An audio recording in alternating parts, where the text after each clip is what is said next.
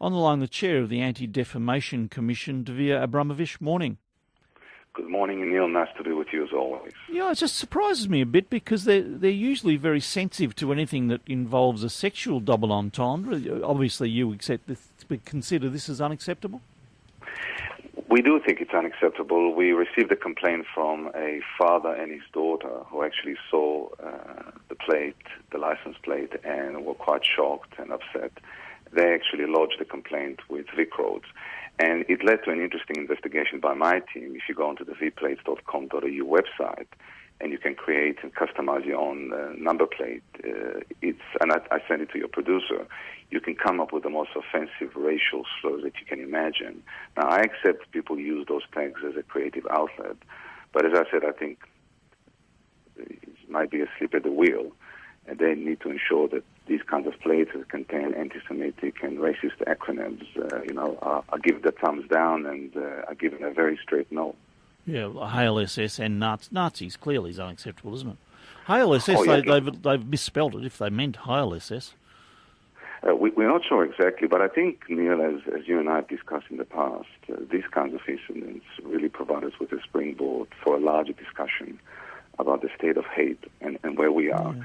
And, it's never a comfortable thing for me to say, but over the last few years, and I think you know this, the climate in this country has changed dramatically. And I think we need to ring the bell as loud as we can. The Do Better report that came out over the last few weeks is one example. But as you mentioned, we had a dark day for our democracy a few weeks ago when we had neo-Nazis marching in the Grampians. Yeah. And this was a bridge too far for me. And I've been ringing the bell and raising the alarm for years now that we have to take this seriously. We had an incident this week of a student at a Melbourne high school who actually posted on their Instagram a picture of a Nazi cake with the hashtag #MyFavoriteCookie and with the terms Hitler and a throwback to Christmas. How old was the kid, you know? Old 13. Enough to know better. Oh, 13. Yeah, you should know better. Yeah. But this is, it's almost as if, the ideology of Nazism didn't die in the bunker with Hitler. And we are seeing it, whether it is Brighton Secondary College last year, where you had Heil Hitler saluting classes and Jewish students being beaten so badly they couldn't walk for an hour. So this is a situation that it's a whole of society challenge, and we have to take it seriously.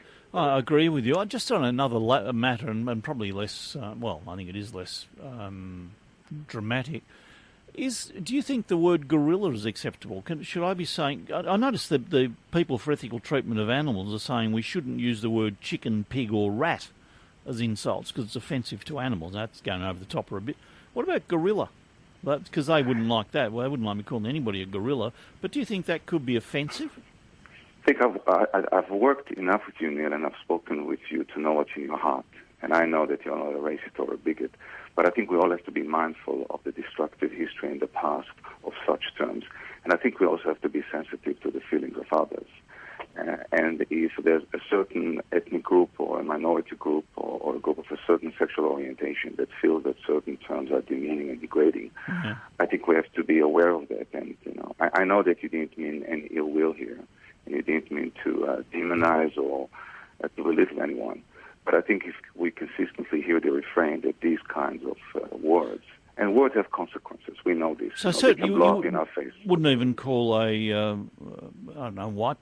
person of English origin, for example. You wouldn't call. I know they're not being called Pom, but you wouldn't call them a gorilla. That'd be wrong too. Okay, fair. I wouldn't.